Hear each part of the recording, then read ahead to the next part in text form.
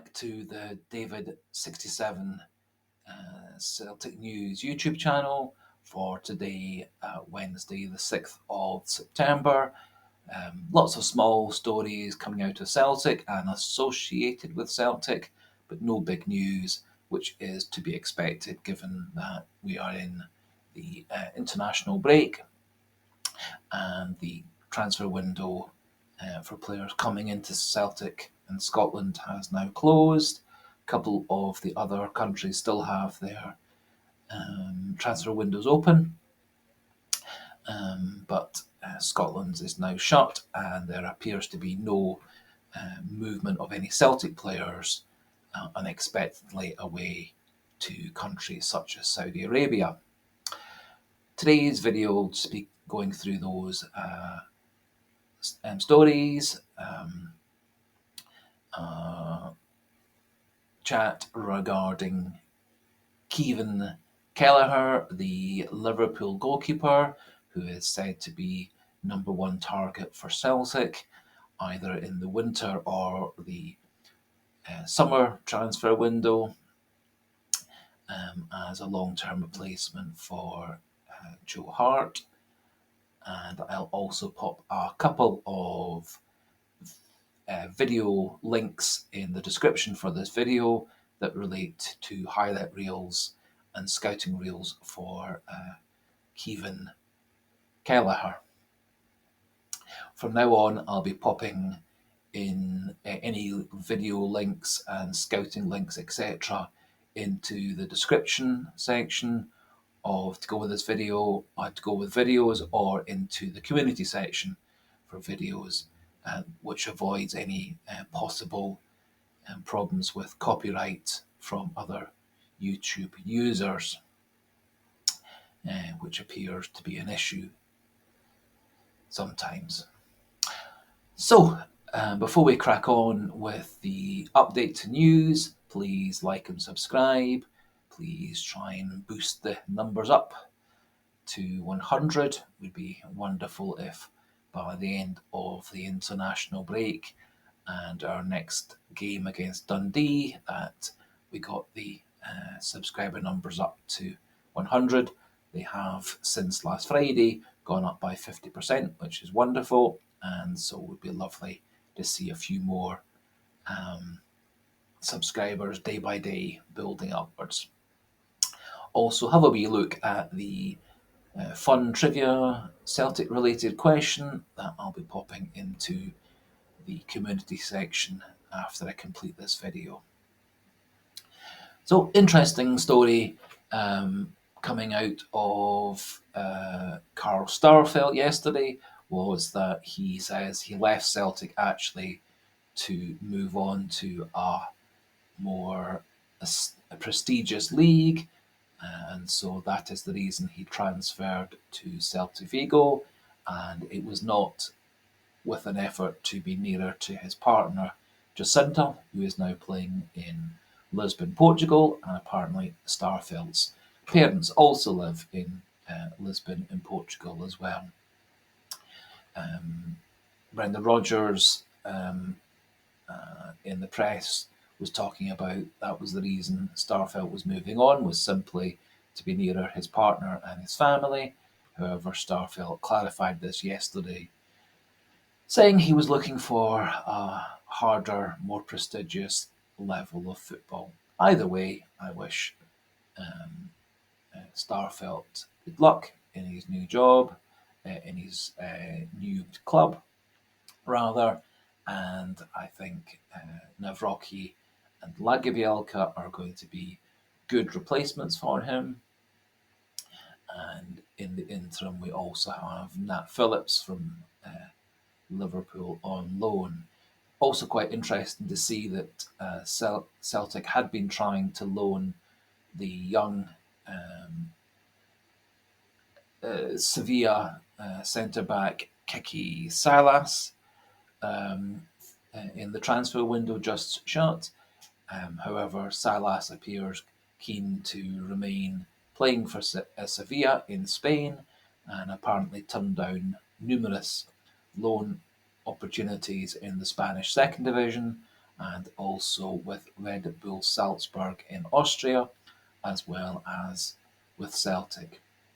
It may be that Celtic resurrect that deal in the winter transfer window, having Salas taking over um, as an additional centre back after Nat Phillips goes back to Liverpool. Although I would be quite keen to see whether Celtic could extend Phillips to the end of the season, as I do worry about uh, CCV recovering from injury, given the very short period between his knee injury recovery and then his apparently rather serious hamstring injury. The transfers of Ismaila Soro and Albion Ajeti have definitely gone through. There was some confusion with Soro going to Beitar Jerusalem and Ajeti going to Gaziantep in Turkey. But both deals were fully confirmed on Monday. This also gets the £21,000 per week paid to Ajeti and the £11,000 per week paid to Soro off of Celtic's wage bill. And this certainly should give Celtic additional budget to increase the salary of Reo Hatate, as it is thought in the next 2 weeks that Celtic and Hatate's agents will be sitting down again, now that the transfer window is shut, to negotiate an extension to Hatate's contract and an increase in his weekly wages, similar to the deal Liel Abada signed last Friday. I do wonder whether Celtic may well do the same with Matt O'Reilly, as Rodgers has apparently been very keen to reward the better players and to upgrade their weekly wages um, as a reward and also as a way of ensuring the club and the player um, loyalty.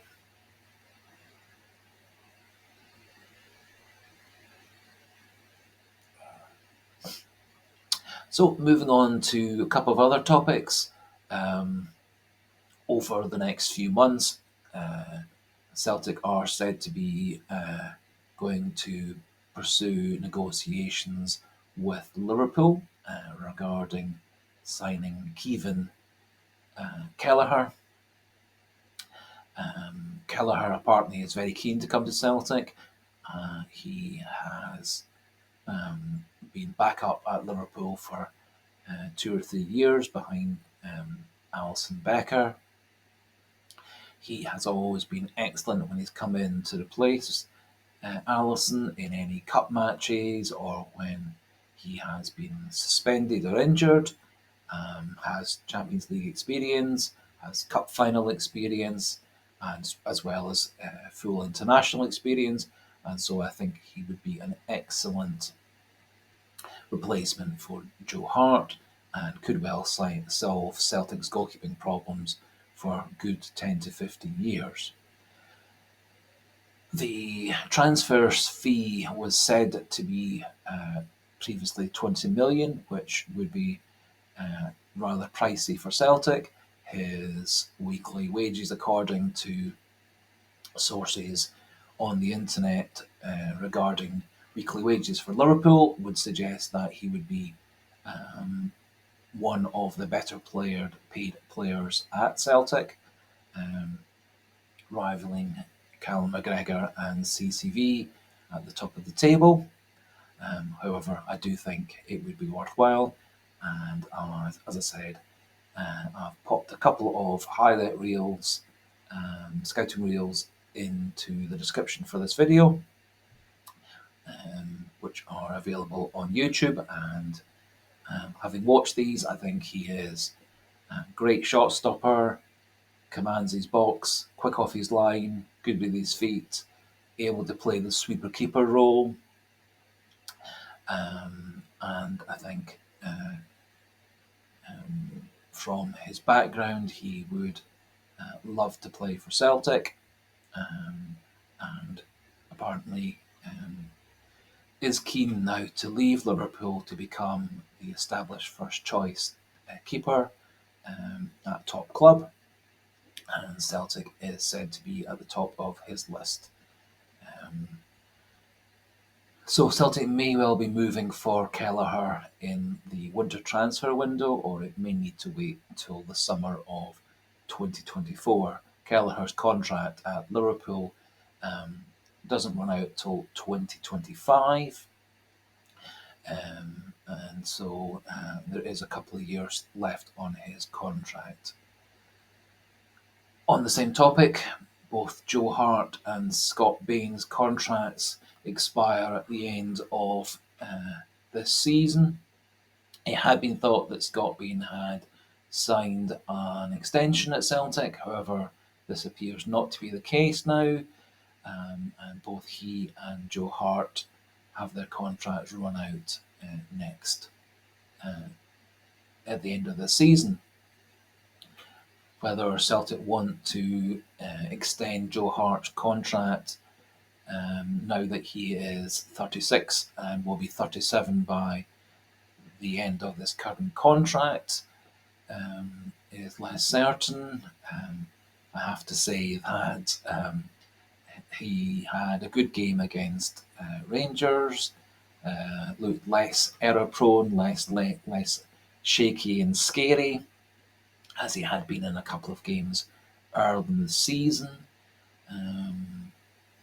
And I would not be too unhappy if Joe Hart continues to be goalkeeper for Celtic to the end of the season, but I do think Celtic need to look at a long-term solution of a goalkeeper in his mid-20s.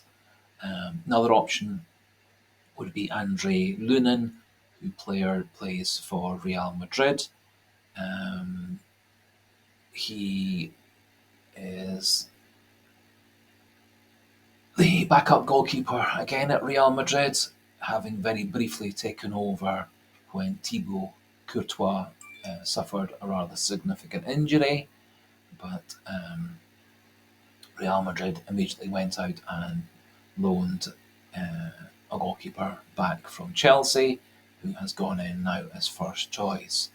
Luna's contract is up at the end of this season, and he may also be a very good option for coming to Celtic, as he is currently 24, full international for Ukraine, has played for many clubs in Spain on loan, has played internationally, has played in the Champions League, and so similar to Kelleher would be a good option to replace Joe Hart in the longer term. Also interesting has been that Mathias Kiesgarten, who is the Danish striker who plays for Brøndby, who Celtic appeared very close to signing at one point in the summer transfer window just finished, is expressing some unhappiness at not leaving Brøndby and moving to a big club. However, he is planning to complete the season with Brøndby in Denmark. This also might be another deal that Celtic resurrect at the winter transfer window or the summer 2024 transfer window.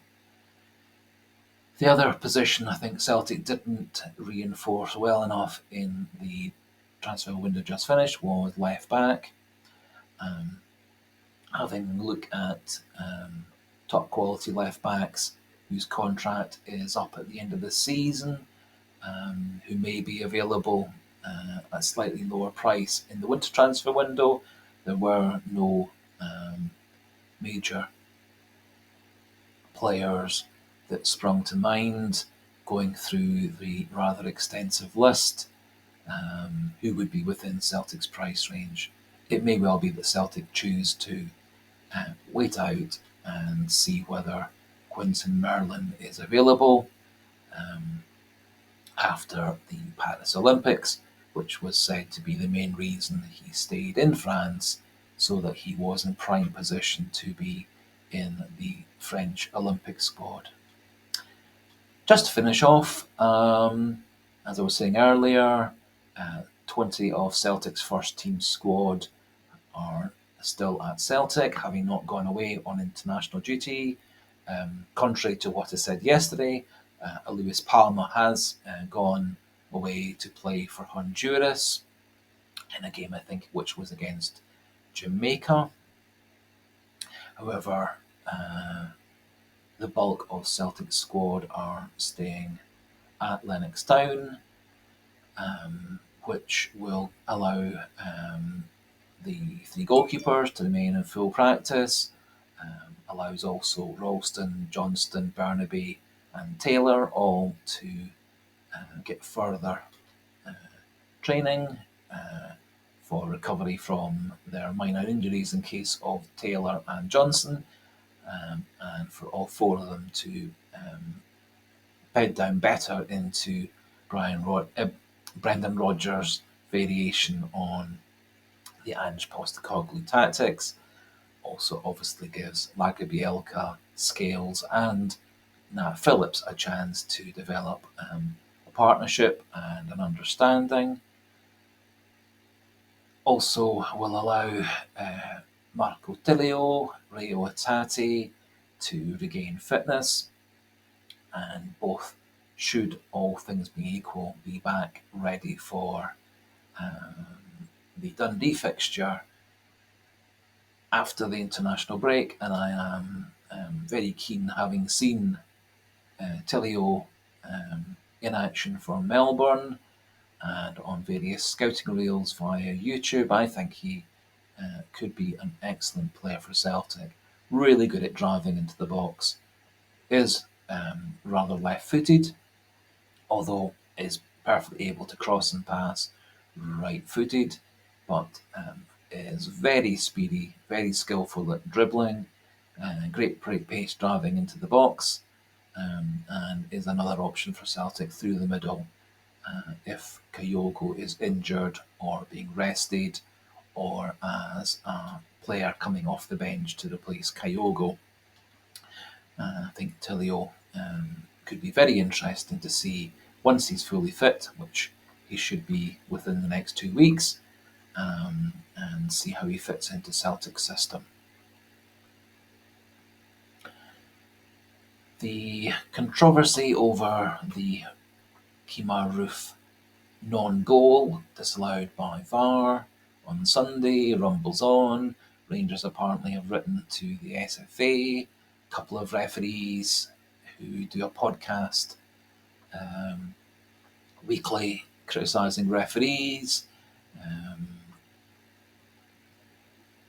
Both criticised Robertson and Muir for their decision on Sunday, but they haven't refereed for years and years and seem to particularly court controversy and disagreement and criticising their ex-colleagues. The Sky Ref Watch, Dermot Gallagher, who hasn't actually refereed for something like 16 years, he, despite his stating that he is an expert, again, as I said, hasn't refereed for a long, long time. He seems to have created this role of being a pundit and expert on refereeing matters, despite not being up to date with such things. He was rather scathing in his criticism of Muir and Robertson, but did not address at all any of the actual laws, rules, interpretations, as was well laid out by Bobby Madden in his presentation that was on the internet. Interestingly, quite a few Rangers internet sites and podcasters, etc., have actually said by the letter of the law it was a disallowed goal, which is actually Um, um, Good evidence that the referees did the right thing. All goals go to VAR check. There was a foul in the build up. Robertson is under no obligation to change his mind, but he was given evidence that he didn't see the first time because referees don't get close up slow motion replays when it's live. When he was given that close up slow motion replay, as stated by Bobby Madden in his um, report, he had no other real option than to disallow the goal because the goal was to be disallowed. Interestingly, also, a few people have created a video of an incident involving Kyogo, Goldson, and Butland, which appeared to have been missed by the referee at the time and also missed by VAR. When Kyogo was through, beat Butland, and the shot was then cleared off the line by Goldson. When Kyogo was going for the rebound off of Kyogo's bottom, both Butland and then Goldson pushed Kyogo over in the box. Technically, it was a penalty, might have been a soft penalty, but it was technically a penalty. However, it was missed by the referee and missed by VAR and missed by the massive majority of pundits and experts, etc. As I think I said at the time, you take the rough with the smooth.